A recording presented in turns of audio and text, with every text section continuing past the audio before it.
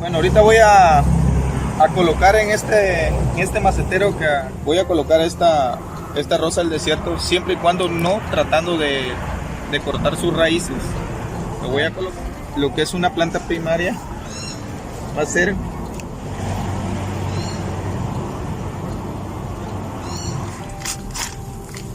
así de fácil. Lo estamos tratando de sacar. Le voy a quitar tantita tierra. Colocación de la planta. Con tan solo quebrar tantito lo que es sus esquejes, vamos a obtener este pequeño arreglo iluminado con Niña en la Barca y Rosa del Desierto, en un lugar muy asoleado para que su color se mantenga